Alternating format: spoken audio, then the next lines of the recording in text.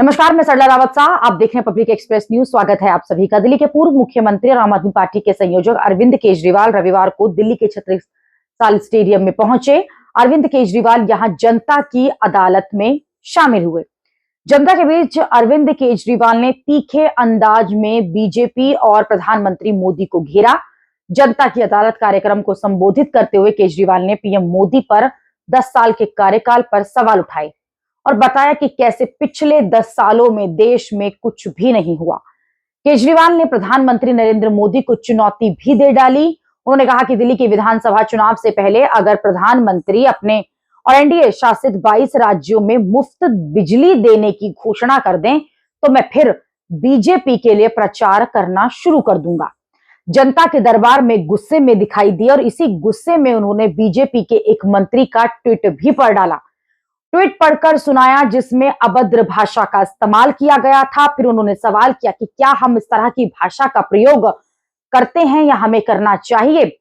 साथ ही उन्होंने वहां मौजूद अपने पार्टी के कार्यकर्ताओं, देश के कार्यकर्ताओं से कहा कि हम चाहे भले ही चुनाव हार जाएं पर इस तरह की भाषा नहीं बोलनी है, झूठ नहीं बोलना है।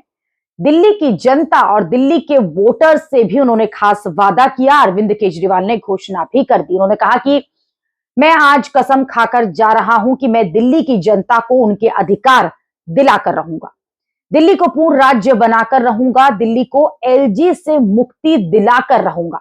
हरियाणा और जम्मू कश्मीर के बाद अब जो चुनाव हैं फरवरी में वो दिल्ली में होने हैं और इन विधानसभा चुनाव को लेकर अरविंद केजरीवाल और उनकी पार्टी की तैयारी अभी से शुरू हो गई है। समय कम है, इसी बीच वो जनता की अदालत भी करते हुए दिखाई दे रहे हैं। हालांकि दिल्ली की सड़कों की अगर इस वक्त बात की जाए तो एक बार फिर दिल्ली के जो नेता हैं, दिल्ली के मंत्री जो हैं, वो एलजी के ऑफिस पहुंचने के लिए बीजेपी के नेताओं को परेशान करते हुए दिखाई दे रहे हैं। अपने चुलबुलाहट वाले अंदाज में वो लगातार कहते हुए दिखाई दे रहे हैं कि एलजी से मुलाकात वो बीजेपी के नेताओं के, मंत्रियों के साथ में करना चाहते हैं। इसी बीच कई ऐसे वीडियोस, फोटोज भी वायरल हो रहे हैं जिसमें अरविंद केजरीवाल के जो नेता हैं, आम आदमी पार्टी के जो नेता हैं, दिल्ली के जो वो मंत्री हैं, वो बीजेपी के नेताओं को परेशान और चिढ़ाते हुए सड़कों पर साफ तौर पर दिखाई दे रहे हैं।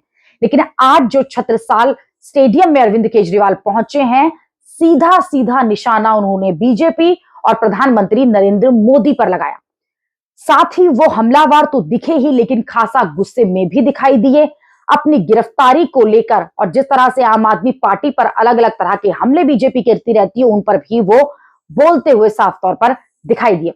अभी के लिए इतना ही। अगली खबर में आपसे फिर होगी मुलाकात। देश और दुनिया की खबरों के लिए आप देखते रहिए, आप जुड़े रहिए पब्लिक एक्सप्रेस न्यूज के साथ। धन्यवाद।